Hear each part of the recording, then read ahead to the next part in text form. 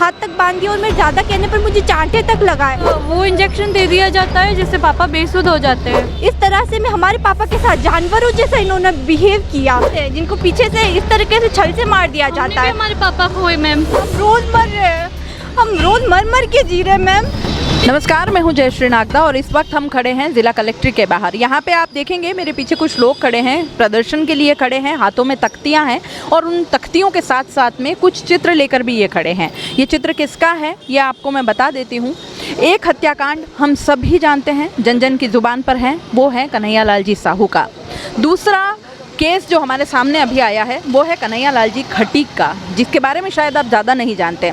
अगर आपको याद हो तो CBC न्यूज़ ने पहले भी आपको बताया था कि एक व्यक्ति सीने में दर्द को लेकर के RNT अस्पताल में आता है और यहाँ पे इलाज के दौरान उन्हें कुछ देर का इलाज दे करके उन्हें गीतांजलि हॉस्पिटल, मतलब बाहर जाने के लिए उनको लगता है कि यहाँ मेरा इलाज सही नहीं हो रहा, तो वो गीतांजलि हॉस्पिटल चले जाते हैं। गीतांजलि हॉस्पिटल जा कर के उनके साथ क्या कुछ होता है, क्या उनके साथ ऐसा कुछ होता है कि वो व्यक्ति जो चलता फिरता परिवार के सामने था वो एकदम से अपनी जान से हाथ धो बैठता है। अब इस परिवार को ये लगता है कि ये एक तरह से मेडिकल किडनैपिंग थी। मेरे साथ उनकी बेटियां यहाँ मौजूद हैं, आइए जानते हैं पूरा माजरा क्या था। 3 अप्रैल की ये बात है, 4 महीने बाद भी ये बेटियां सड़क पर आज खड़े होने को मजबूर है। क्या पूरा माजरा था, किस तरह से न्याय के लिए ये बेटियां दर दर भटक रही हैं, क्या कुछ उस परिवार पर बीता है उस व्यक्ति के जाने के बाद, आइए जानते हैं इन्हीं से। नमस्ते, नाम बताएं। मैम मेरा नाम नेहा चौहान है, daughter of Kanhaiya Lal ji Chauhan. Ma'am ये घटना 3 अप्रैल की है, जब 2 अप्रैल को हमारे पापा की तबीयत ख़राब हुई थी। नॉर्मली चक्कर थे तो हम पापा को बस नॉर्मली टेस्ट के लिए गीतांजलि हॉस्पिटल गए। तो गीतांजलि हॉस्पिटल ने हमारे पापा को डायरेक्ट CICU में रख दिया और हमारे पूछने पर उन्होंने बताया कि हमें नहीं पता, हमें कुछ नहीं पता, डॉक्टर आएंगे वो आपको बताएंगे। हमने पूछा मैम हमारे पापा को हृदय रोग विभाग में रखा क्यों गया है, हमें ये तो बता दो। तो हमारे साथ अभद्र व्यवहार करते हुए उन लोगों ने बोला नहीं डॉक्टर आएंगे वो बताएंगे, आप बाहर निकलिए, और वहाँ से हमें बाहर निकाल दिया और हमारे पापा की एक तरीके से मेडिकल किडनैपिंग कर ली उन लोगों ने और दरवाजे लगा दिए गीतांजलि हॉस्पिटल के, CICU के। तो मैम इस तरह से हमारी रात बीती, हमने रात बिताई बाहर। हम लगातार उनसे बोलते रहे कि हमें हमारे पापा से मिलने दो, और हमारे पापा भी अंदर बोल रहे थे कि किसी एक को तो मिलने दो। फिर जब सुबह सबके मिलने का टाइम होता है तब भी हमें पूरी पाबंदियों के साथ अंदर जाने दिया कि नहीं बच्चे नहीं आ सकते, सिर्फ वाइफ मिल सकते। हम पर ही सारी पाबंदियाँ इन लोगों ने लगाई। और उसके बाद जब हमारी मम्मी अंदर गए तो पापा ने मम्मी को बोला कि रात भर इन लोगों ने मुझे ज़बरदस्ती से वेंटिलेटर पर रखा, जबकि मुझे सांस में कोई दिक्कत नहीं है। मुझे इस वेंटिलेटर का ऑक्सीजन इन्होंने इतना हाई कर दिया कि मुझे इस वेंटिलेटर से मैंने रात कैसे बिताई मैं जानता हूँ। उसके बाद भी जब मैंने इनसे बोला कि मुझे मेरी फैमिली से मिलने दो, एक किसी को परिजन को भी अंदर बुला दो, तो इन लोगों ने मेरे हाथ तक बांध दिए और मेरे ज़्यादा कहने पर मुझे चांटे तक लगाए। इस तरह से मैं हमारे पापा के साथ जानवरों जैसा इन्होंने बिहेव किया, जानवरों जैसे बर्ताव किया, हाथ बांध दिए। किसी हार्ट पेशेंट के, अगर इनके हिसाब से हमारे पापा को कोई हार्ट प्रॉब्लम थी, किसी हार्ट पेशेंट के हाथ बांध दिए जाते हैं, उसके थप्पड़ चांटे लगाए जाते हैं। और फिर पापा ने मम्मी को बोला ठीक है अब हम चलते हैं, मुझे यहाँ पे कुछ गड़बड़ लग रही है, मुझे कुछ ठीक नहीं लग रहा है, चलो चलते हैं, डिस्चार्ज हो जाते हैं। तो वो सब लोग समझ गए कभी ये डिस्चार्ज हो जाएगा तो फिर हम कैसे मारेंगे, पता नहीं लोगों को क्यों हमारे पापा को की जान लेनी थी। तो वो सब लोग मम्मी और पापा की बात पे कान लगा रहे थे और सारा स्टाफ आ गया। एक बाहर जो गार्ड था उसे बुलाया, वो आया और मम्मी को लकड़ी से डंडे से बाहर निकालने लगा। तो मम्मी ने बोला एक बार मेरे किसी एक बच्चे को तो आने दो, अंदर एक बच्चे को तो आने दो। तो उन्होंने आने नहीं दिया, फिर भी मम्मी का मन नहीं माना। मम्मी दरवाजे से देख रहे थे, वो सब पापा खड़े हो गए, मुझे डिस्चार्ज करो। तो वो सारे लोग आए, 8 से 9 जने थे, वो सारे आए और मेरे पापा के हाथ पे एक इंजेक्शन लगाए मम्मी के सामने, और उसी समय पापा बेसुध हो गए और वहाँ पे बेड पे लेट गए। मम्मी को भी शक हुआ इन लोगों पर। मम्मी ने बाहर आके बोला कि बेटा ऐसा कैसा इंजेक्शन लगाया जो पापा एकदम से बेसुध हो गए। तो हमने उस वक्त मन बनाया हो सकता है वो नींद का इंजेक्शन हो, पर थोड़ी देर में बस 5 मिनट में लोगों ने बोल दिया कि आपका पेशेंट तो क्रिटिकल है, बहुत क्रिटिकल है, आपको अहमदाबाद लेके जाना पड़ेगा। उसी समय हमारे पापा के भाई आ गए वहाँ पे पापा के भाई आ गए तो पापा के भाई ने भी बोला हाँ भाई बहुत क्रिटिकल है, चलो हम अहमदाबाद के लिए तैयारी करते हैं। हम अहमदाबाद की तैयारी करने के लिए घर पे आए। घर पे आने ही वाले थे कि इन लोगों ने रास्ते में बोल दिया, जब हम चेटक सर्कल पर आए तो रास्ते में बोल दिया कि हमारे जो पापा के भाई है उनको बोल दिया कि आपके भाई की डेथ हो गई। मतलब इन लोगों ने हमें वहाँ से बाहर निकाल दिया, हमें जाने दिया। फिर उसके बाद बताया कि हमारे पापा की डेथ हो गई ताकि हम वहाँ पे हंगामा नहीं करें। और उसके बाद भी पोस्टमार्टम के लिए ना तो हमें पूछा गया और ना ही कुछ किया, बस हमारे पापा की बॉडी इन लोगों ने घर भेज दी। क्या उनकी फीस वगैरह जो कुछ भी इलाज का खर्चा था वो सारी पूरा तौर से जमा था या चिरंजीवी में था, किस तरह से था? हमने वहाँ पे जो कैश काउंटर होता है वहाँ पे हमने कहा कि पापा बोल रहे थे बेटा मुझे ये चिरंजीवी कार्ड ही लगाओ, पापा ऐसे बोल रहे थे। तो हमने बोला कि मैम क्या हमारे पापा के इलाज चिरंजीवी कार्ड से हो पाएगा? तो उन्होंने साफ साफ मना कर दिया, जबकि हमारा चिरंजीवी कार्ड वैलिड था तब भी उन्होंने मना कर दिया, नहीं आपके पापा चिरंजीवी से एडमिट नहीं हो पाएंगे, आप कैश डिपॉजिट कराओ। तो हमने 15,200 रुपये वहाँ पे कैश डिपॉजिट करवाए। उसके बाद भी पैसे लेने के बाद भी उन्होंने हमारे पापा को एक इंजेक्शन देके मार दिया। क्या कहना है, जब सारा पैसा जमा था, कोई कंडीशन नहीं थी, इलाज अच्छे से चल रहा था, क्या कारण क्या लगता है, क्यों ऐसा आपको लगता है कि नहीं ये मेडिकल किडनैपिंग है, कहीं ना कहीं लापरवाही का, क्या ऐसी चीज़ें थी जो अभी तक आपको परेशान कर रही है? मैम हमें पूरा यही लग रहा है कि ये लोग जैसे तय करके बैठे हो ना कि इनको पापा को मारना ही है। इनके बिहेवियर से ऐसा लग रहा था जैसे मैम मतलब पापा आने वाले थे, पापा उठ रहे थे, पापा ने कहा ना मुझे डिस्चार्ज होना है, मुझे डिस्चार्ज कर दो। तो फटाफट पूरा स्टाफ दौड़ के आता है और पापा को एक वो इंजेक्शन दे दिया जाता है जिससे पापा बेसुध हो जाते हैं। तो मैम इस पूरे बात से ये लग रहा है जैसे ये लोग किसी के कहने पर कर रहे हो। हाँ, किसी साजिश के तहत तीनों लोगों ने। ऐसा मैं वही जानना चाह रही हूँ, आपको क्यों लगता है कि कोई साजिश हो रही, मतलब क्या ऐसा मन में क्या सवाल उठ रहे हैं आपके? सर मैम मेरे पापा को काफ़ी लंबे समय से धमकियाँ आ रही थी। उसके बाद एक मेरे पापा अपनी शॉप पे एक चाय पीते हैं, उनकी तबीयत ख़राब होती है।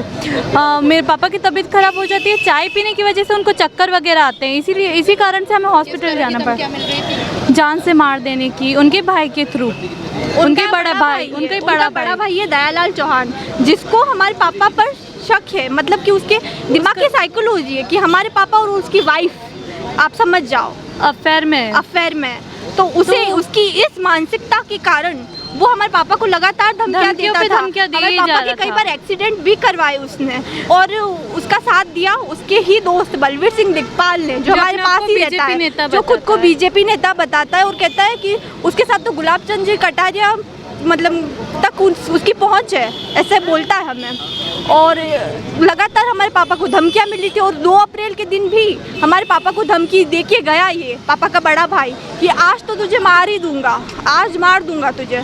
तो मैम हमारा यही आरोप है कि इस गीतांजलि हॉस्पिटल ने इस दयालाल चौहान से के साथ मिलकर इसके कहने पर हमारे पापा की हत्या कर दी। आपकी रियल दाऊजी है? हमारी रियल। वो देखिए मैम, एक हत्या वो होती है जो दिन दहाड़े होती है और एक हत्या ऐसी होती है जो मतलब कि पीछे से होती है, छल से होती है। तो वही हमारे पापा के साथ हुआ। दिन दहाड़े मेडिकली किसी को किडनैप कर लो, आप बीमार है, आपको एडमिट होना पड़ेगा, फिर ऐसा कोई इंजेक्शन वगैरह दे दो उन्हें। तो मैम ऐसी किडनैपिंग्स में, ऐसे मर्डर्स में न्याय मिलना मुश्किल हो जाता है। तो मैम हम जैसे लोग कहाँ पर जाएं जिनके साथ ऐसा होता है, जिनकी ऐसी हत्या कर दी जाती है। हम तो सुनता भी नहीं, हमारे तो हम जैसे बहुत हम जानते हैं जिनको पीछे से इस तरीके से छल से मार दिया जाता है। हमारे पापा को है मैम, आज भी हमें हमारे पापा कितने याद आते हैं हम ही जानते हैं मैम।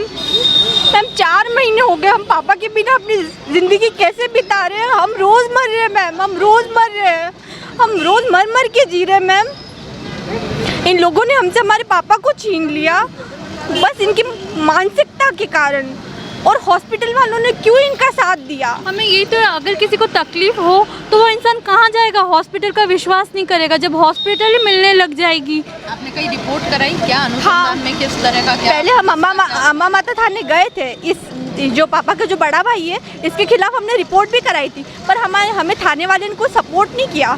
फिर कल हमारी रिपोर्ट लिखी, वो भी पीएम सर के कहने पर। हमने पीएम सर को पोर्टल से शिकायत दी, हमने पीएम सर को ऑनलाइन शिकायत करे, हमने उनको पूरी घटना बताई। तो पीएम सर के ऑर्डर पर कल अम्बा माता थाने वाले ने हमारी रिपोर्ट लिखी और हमारी मम्मी और भैया को भी अभी भी लगातार धमकी आ रही है कि जैसे तुम्हारे पापा को मारा वैसे तुम्हें और तुम्हारी मम्मी और भैया को भी मार दूंगा। कोई रिकॉर्डिंग्स वगैरह है आपके पास? रिकॉर्डिंग नहीं मैम, क्योंकि हमने घर के बाहर कैमरे लगवा दिए, लगातार धमकियाँ आती थी हमारे घर के बाहर ही आती थी, तो हमने कैमरे लगवा दिए घबरा कर। अब इसने देखा घर के बाहर तो धमकी नहीं दे पाऊंगा, तो हम कहीं भी बाहर जाते हैं तो ये आ जाता है बाइक पे, ये आ जाता है, इसका दोस्त बलवीर सिंह दिखपाल आ जाता है, उसके बेटे आ जाते हैं और हमें धमकी देके चले जाते हैं, आज मार देंगे, ऐसा कर देंगे, वैसा कर देंगे। अभी आप क्या चाह रहे हैं? यहाँ पे आप आए हैं ये धरना प्रदर्शन, मैम क्या चाह रहे हैं? हम चाह रहे हैं इस गीतांजलि से पूरी सख्ती से पूछताछ हो कि उसने ऐसा किया क्यों, हमें उसने पूरा कैसे यकीन इलाज किया, हमें पूरा ये यकीन कांड है। खुल जाएगा मैम। हाँ, बस हम इन सबको सामने लाना चाहते हैं, इस दयालाल चौहान को, इस बलवीर सिंह दिखपाल को और इनके साथ जो भी मिले हुए हैं, और इस गीतांजलि को कि गीतांजलि को ऐसा क्यों किया, किसके कहने पे ऐसे मर्डर्स ये करता है ये गीतांजलि हॉस्पिटल।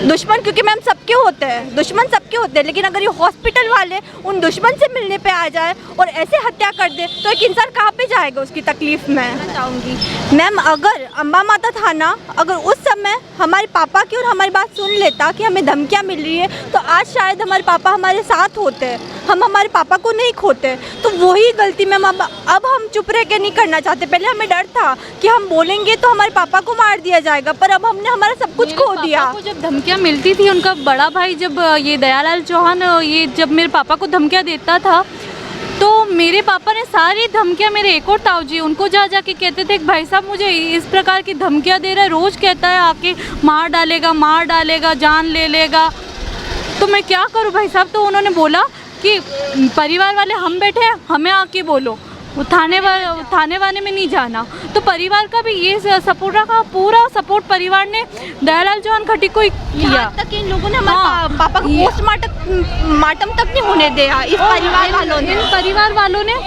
इन परिवारों ने ये बोला, हमें यहाँ तक बोल दिया कि अगर उनके दयालाल के लिए हम कुछ कहेंगे तो वो लोग हमारे पापा के कार्यक्रम भी नहीं करेंगे, चले जाएंगे, हमारे पापा में भी नहीं आएंगे और तुम्हारी लाश में वेले पड़ेंगे। मैंने मेरी मम्मी से पूछा, मम्मी ये क्या होता है लाश में वेले पड़ना।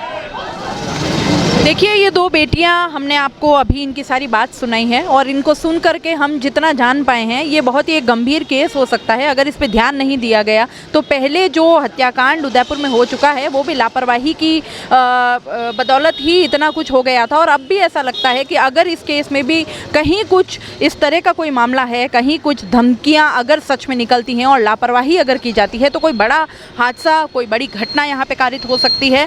प्रशासन को, पुलिस को बहुत ही गंभीरता से इस चीज़ को लेना चाहिए। दो बेटियां आखिर दर दर भटक रही है इस बात को लेकर के कि कहीं ना कहीं उन्हें न्याय मिल जाए, उनके पिता की हत्या है या जो कुछ भी है, अनुसंधान पूरी तरीके से किया जाए और इनको कहीं ना कहीं उस अनुसंधान से सेटिस्फेक्शन होना चाहिए। कोई कारण ऐसा रहा होगा तब जा कर के आज 4 महीने से ये बेटियां सड़क पर खड़े रहने को मजबूर है, हाथों में तख्तियां लेके ये यहाँ प्रदर्शन कर रही है। आप देखेंगे इन बेटियों के साथ में भी ज़्यादा लोग नहीं हैं। आप जानते हैं इस तरह की चीज़ों में लोग साथ देते भी नहीं हैं डर के मारे, लेकिन अगर इन दो बेटियों की हिम्मत को सलाम किया जाए, अगर इन दो बेटियों की बात को सुना जाए, तो कहीं ना कहीं एक बड़ा अपराध होने से शायद बच जाए। पुलिस को और प्रशासन को इस बारे में बहुत गंभीरता से सोचने की ज़रूरत है। CBC न्यूज़, जय श्री नागदा।